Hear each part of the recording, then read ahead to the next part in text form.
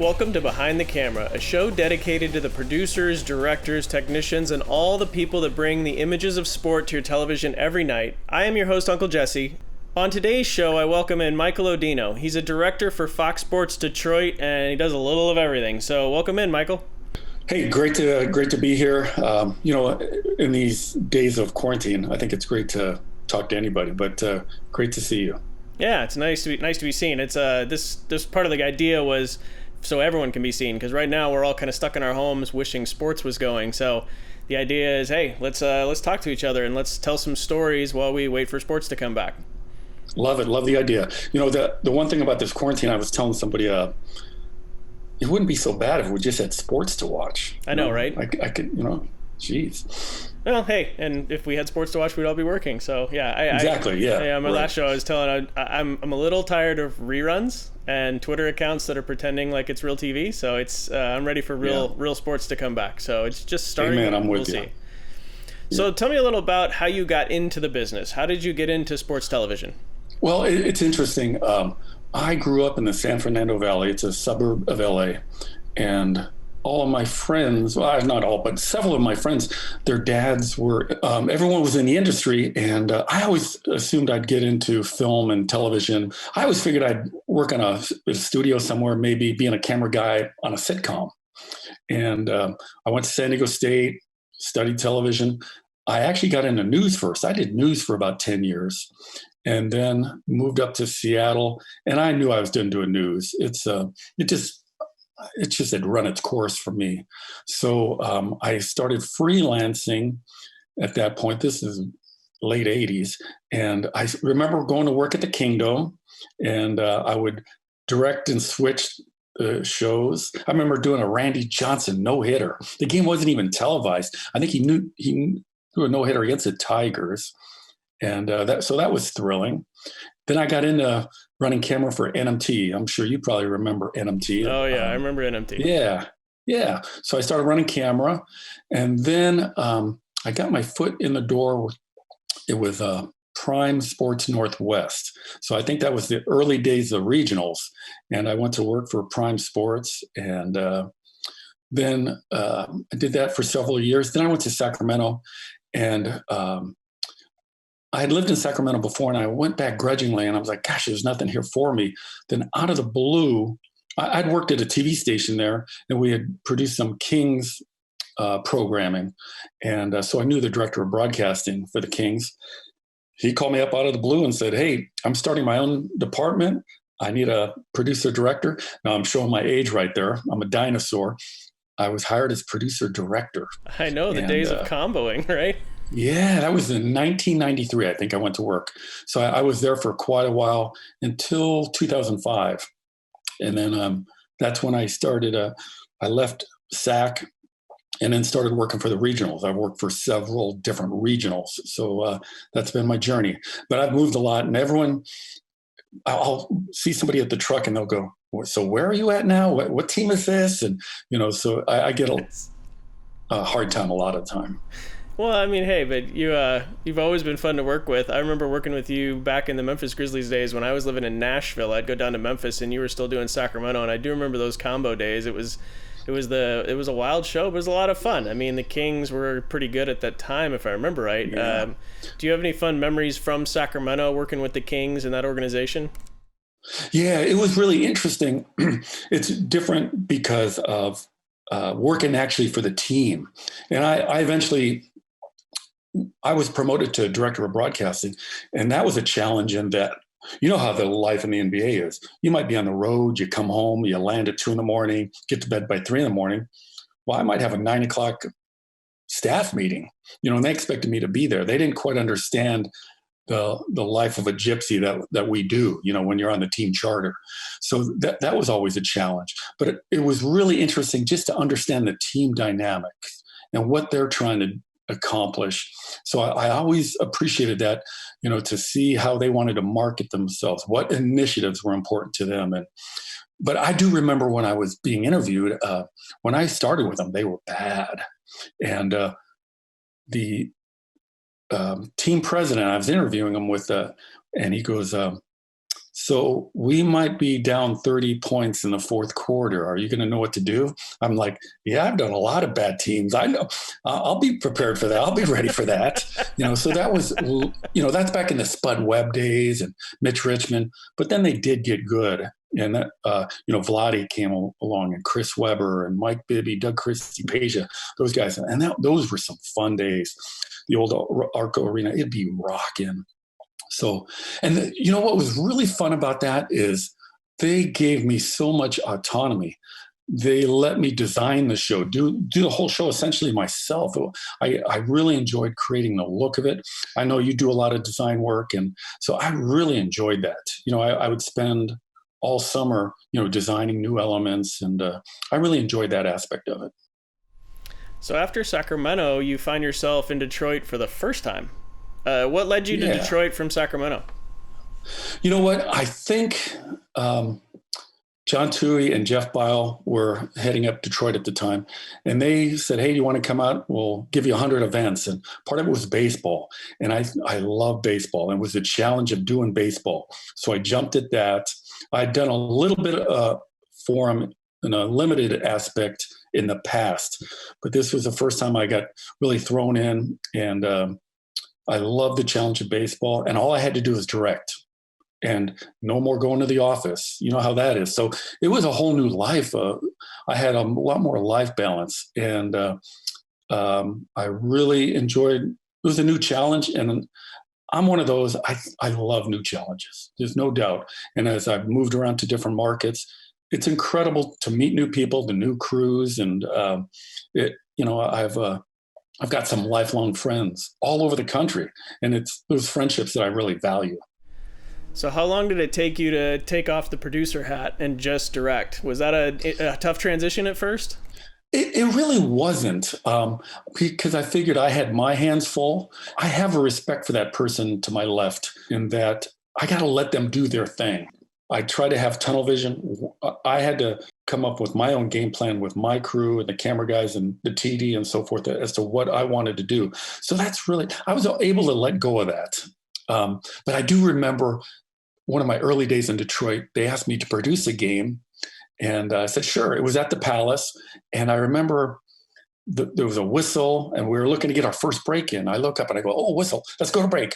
I got in Fred McLeod's ear. I go, let's go to break. And we went to break. And then someone goes, hey, that was goaltending. I was like, what? There's no media timeout? They go, no. I'm like, oh, we got to get out of this break. Oh, no. I'm like, I'm thinking, they're never going to ask me to produce a game again. That's so great. So from Detroit, you go to Milwaukee, and then from Milwaukee to San Diego. What are some of your fun memories in Milwaukee and San Diego? Milwaukee was awesome in that I was coming in off, Mitch Riggin had moved on to Arizona, and it is a great crew there, as it is in Detroit. But I loved working with the people there, the announcers, Brian Anderson, Bill Schroeder. They're still friends to this day. I had the utmost respect. I'm sure people are familiar with Brian and his work with Turner and CBS, and he's a great broadcaster, but he's even a greater person. And as you know, you really develop these friendships with the talent and the core of the traveling group. And to this day, I'll go to Brian for advice, because he's got a lot of wisdom. So I respect his opinion. But it's really, that was the most important thing. It was the first time that I really jumped in, and it was really my own package. And I love doing that. And I got to tell you this one story. I had filled in. Mitch had a wedding to go to. So before I went there, I was still doing Detroit games, but I wasn't doing all the games. So I was available. So I met the team in Cincinnati, and it was a Friday, Saturday, Sunday. Friday, Saturday go pretty well. Sunday comes. John Walsh is the producer. Brian Mikhologic is on graphics. So it's, if you're from Wisconsin, it's all about the Packers. So here the game is about to start. All they care about, they're trying to get on their Sunday ticket. They want to watch the Packers. That's all they care about. John's on his computer. B-Mix on his computer. Up steps Ricky Weeks. Boom. Home run. Up steps J.J. Hardy. Boom. Home run.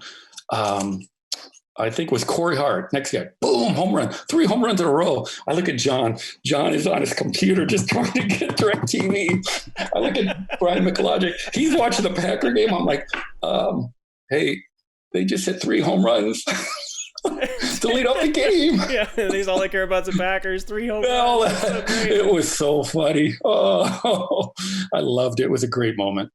Yeah, I think that's what I do love most is the truck people and the relationships. I mean, I've gotten to work with Brian a little bit, BA a little bit in spring training, and he was so gracious to me. Like I wasn't anybody; I was just barely starting direct, and he pulls me down to the field, introduces all the players. He knows all the players, all their backstory. Just the kindest person and such a genuine human being. Who you see on TV is who he is. He's just a great guy. But it's all those truck relationships that are so much fun with BMIC and those guys, and just building those over the years. And it is sometimes you have those moments where you're watching something else and something happens and we all kind of snap out of it, but it's those fun times that for me, I mean, it's why I started this show, is I love to tell those kind of stories. There's a lot of those days that are just long grinds and you get a little grumpy towards the end of the season, especially if the team's not good, but it's those fun days where we're a family and we all get that time together. You spend more time, especially in the summer during baseball, with the long homestands, you spend a lot of time with the crew, probably more time with the crew than you do with your own family, so it's like any family. You have ups and downs and you fight with your brother, but at the end of the day, you can make nice with them, and it just forges even a stronger relationship, I think.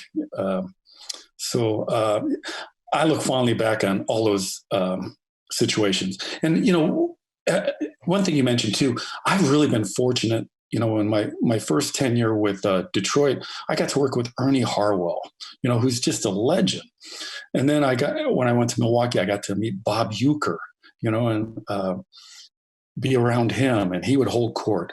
Then I got to San Diego, and it was in the booth it was Dick Enberg, man, who's a legend. I grew up listening to Dick. And then Tony Gwynn joined the booth. I tried to find a photo. I have a photo. I went to San Diego State, and it was a photo of me and Tony. And I thought I put it to Facebook, but I couldn't find it. It said 2 Aztecs, but only 1 Hall of Famer. And I just valued that, that I got to work with Tony Gwynn and Dick Enberg and Jerry Coleman. Jerry was doing the radio for the Padres at the time. I remember this was back when steroids were a big issue and, performance enhancing drugs. And I bumped into him in the elevator and I asked him, I said, Jerry, I know you weren't much of a home run hitter, but would you ever consider taking steroids? He goes, I hit 16 career home runs. And if I'd taken steroids, I would have hit 19 home runs. So I'm like, just, hearing stories like that, that's the beauty of baseball and the storytelling. And I'm definitely kind of a history buff. I love hearing the old stories and hearing about all the characters. But I've really been fortunate to really work, even now, as I come back to Detroit, the booth, I look in the booth, it's Jack Morris and Kirk Gibson. Jack is in the Hall of Fame now. And I just feel so fortunate. These guys are icons to me. I think a lot of people remember where they were when Gibby hit that home run in 1988, for the Dodgers, against Dennis Eckersley. And just to be able to share in those moments, it's pretty special. Yeah, I mean, there's days where I kind of do have to realize how lucky we are. I mean, I walk into the booth and I get to talk baseball with Bob Brenly every single day. And, you go to LA and I get to go talk baseball with Oral Hershiser. I mean, it's crazy. And then, and when Vin was calling games, getting to meet Vin Scully, like I think we forget how lucky we are. And so, yeah, it is good to take that moment to realize we're really lucky. We get to hang out with some pretty cool people and some legends. It's a lot of fun. We do have access to some true legends, and it's always cool to meet them and to find out they're just the kind of person that you were hoping they were going to be. They're genuine. They're just regular, normal people, which is always gratifying to find out. Yeah, no, it is very nice to find that out, and most of them are very gracious. It's they just, to them, baseball is just a game, and they just enjoy it, or hockey or whatever the sport is, but they just want to share their craft. Terry Crisp was like that with me. We'd sit in a bar and he would draw up plays on a napkin and teach me hockey. Like I was just, and it's Terry Crisp. Like he didn't know me anything, but they just genuine great guy. You come to Arizona temporarily, and I have to thank you. Speaking of great guys, I have to thank you for what you did for me early in my career. Game one doing hockey, you were kind of my mentor, and I remember a day where you were quite under the weather, and you threw me up into the chair, and you're like, "Yeah, you've got this." And I turn around at one point, and you're gone, and it actually really meant a lot to me that you had the confidence in me to leave, because I mean you didn't feel well and it was good, but that you were so gracious to me early, and I just wanted to thank you for what you did in Arizona, because it really helped me kind of launch to what I'm doing today. I really enjoyed that experience from start to finish. I remember getting a call from Graham, and he said, "Have you done hockey before?" I go, "Yeah, a little bit." And he goes, "Well, we have an opening, and you'll be fine. You'll be fine." I'm like, "Oh, really?" I think he was desperate. Yeah. But the crew there just welcomed me with open arms, and a lot of I contacted a lot of different hockey guys. Mike Fox helped me. I kind of jumped into chance again. I love the challenge to do hockey. I'd never done a hockey package, so it was really cool. Mike Fox helped me. Matt Gangle. They were very gracious with their time. Went over camera assignments and some of the their philosophies that really helped me. So, and I loved working with Graham. Obviously, he's so good at what he does, and I watched you, and I thought you were a natural. You picked up right on it. Obviously, the crew loved you, and I think the crew really wanted to work hard for you, which was great. I knew they were going to take care of you. You're one of them. And I was really happy at how successful it was. I saw right away. I within 2 minutes, I'm like, he's got this. I knew right away. You took right to it. Well, I appreciate that. That's very kind of you. Yeah, we have a great crew in Arizona, a great crew in San Diego. I mean, the nice part about the regional networks is there are so many great crews that just work day in and day out and don't get any of the glory. I mean, I'll take my regional crew any day of the week. I'll take Milwaukee, I'll take Detroit, I'll take any of those crews any day of the week. They're just great guys and great crews all over the country. So speaking of Detroit, after Arizona, you head back to Detroit where you are now. What prompted that change, and what are you doing now in Detroit? I loved San Diego. Obviously, it's San Diego.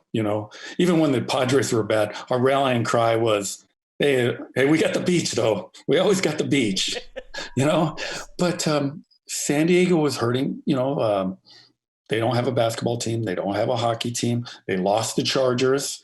And I kept that in mind. So when the opportunity came up, it was again, hey, do you want to do baseball and basketball? And that really appealed to me. So the new opportunity came along, and now to be back doing baseball, I just love doing baseball. It's I think they're kind of surprised when they ask me, hey, what's your favorite sport to direct? I always say baseball, because as you know, the challenge of it, the constantly changing situation from what runners are on, what's the count? Are they going to run on this? They're going to get someone up in the bullpen. It's the one sport you cut away from the ball. Think about that. You would never cut away from the ball in football or basketball. In baseball, you're cutting away, and it's you know how it is. Bases loaded, someone hits a gapper, all bets are off. That's where you hope your camera guys know their assignments. And I think baseball is the one where the directors put their signature on it. Guys really cut baseball differently. If you watch football, basketball, it's a very linear back and forth. Baseball is very different, and I think that's why it appeals to me, the challenge of it, and to do it and to do it well. Well, yeah, for me, baseball is much more of a storytelling sport. I mean, for one, balls hit, there's like 6,000 outcomes or something like that. I mean, it's insane the options. So you can plan for as much as you can plan for, but I just love the adrenaline rush of it's scenarios. There's so much drama. There's pitcher, there's batter, there's managers, umpires, you name it. Like, there's just so many sub stories that you can tell as a director. It is my favorite sport. Absolutely. I mean, I love it. I've been a fan since I was a little kid, but also as far as TV, Absolutely, I love doing baseball the best. I mean, it is so much fun, and it is an adrenaline rush. And other than those 7-hour games, which I've done a few of those, but for the most part, the 3 hours flies by because there's just so much going Yeah. on that people at home don't think about. But when you're sitting in the truck, there's just so much going on, and it's just great. It's crazy. I do want to share one fun story. I was in Minnesota. I don't know if it was last year or the year before. We're sitting there in the media room. Austin Drake, our graphics person, he looks at me, he goes, "Do you know, I've been with you for 2 years now, and I've never seen you get up to go to the bathroom." I go, "I'm just lucky. I guess I'm like a camel. It's no big deal." Well, you would not believe it. That day, Of course, it's that I'm night. sitting in the truck in the middle of the game. It was like in the seventh inning. I was like, oh, oh. I look at Chris Wazalewski, the producer. I go, "I'm sorry." It was like as soon as we hit the break, I go, "I got to go to the bathroom."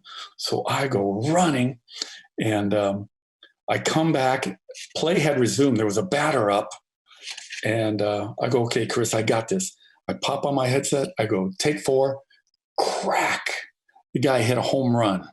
Right, the first pitch that I got back, I looked at Chris. I go, "Chris, man, you could have cut your first home run. Just think about that." I felt so bad for him. Just the timing of Yep. it. I was like, "Oh." Yeah. Oh yeah. I mean, you definitely have to pace yourself in that arena. I remember it was the same thing. I was directing, and we got to 13, 14, 15th inning. It might have even been against the Padres because Will Myers ended up winning the game against us. But at like the 15th inning, you're just like, all right. You look at the TD, you look at the producer, you're like, I gotta go. I mean, Yeah. I've done as much as I can, but such as it is. And then Will Myers, of course, literally the next inning finishes the game. So that's the way it goes. All right, so let's finish off with your favorite moment. What is your favorite TV truck story that you've experienced along your career? I've had so many, and it's. I don't want to say I'm old, but I'm advanced in years. So I was able to do a couple of no hitters with Dick Enberg. The Padres got no hit not once but twice by Tim Lincecum, and that was pretty special. Those were my first no hitters in all the thousands of games I've done. One was in San Diego, one was in San Francisco, but they were magical, and it was kind of cool where Dick Enberg and Mark Grant, they knew to lay out as it got into the 7th, 8th, 9th inning. They were very concise with their words and their descriptions. And I knew that something Jeff Bile calls it. He calls it a director's moment. And I think we all knew it was a director's moment. And I just had to paint the pictures. And it was just so much fun, to be part of that. And it's one of those where I'm sure you've experienced it, where it's just magical, where everything's just happening. We never have had a perfect show, but there's some shows that you feel it, and where everything's on the tracks. And I always say, hey, I don't mind taking chances. I don't mind taking us right to the edge of the cliff, as long as we don't go over. We can teeter, but as long as we don't go over that cliff. But that was just, those were 2 moments that I'll always cherish, because getting to work with Dick and just having big moments like that, really special. Yeah, I remember that. I think one of those, he had pitched some ridiculous high pitch count. I remember that moment because I'm a Giants fan, so I remember both of those no hitters. Those were great moments for me. So I imagine, I've never done a no hitter, and I would love to in the truck. It's it is when you start feeling that 6th, 7th, 8th inning, when it starts getting close. You get very nervous, and it's fun moments. So. Well, I appreciate you coming on the show today. Stay safe in these quarantine times, and hopefully we'll get back to sports soon. Right back at you. I know a lot of the freelancers and the people who do what we do, I know they're really struggling. There's some people really hurting, and my heart goes out to them. And I know it, I say hang in there, but I do mean it. We need to stay together. Sports will get back at some point. Now, we're not all sure what it's going to look like, what's going to be. There'll be new normals. But one phrase I always say to my crew, the great ones adjust. And we're going to have to adjust. But, I think most people, they're smart enough, they're nimble enough to pivot and to be able to change. And I think the country wants hope and they want sports back. And I just hope everyone can hold out and be healthy and safe until then. Yeah, absolutely. So, well, you stay safe, and hopefully we'll see you in a TV truck soon. Sounds good. Thanks, everyone. To watch past episodes or for more information on today's show, visit BehindTheCameraPodcast.com, and we'll see you next time.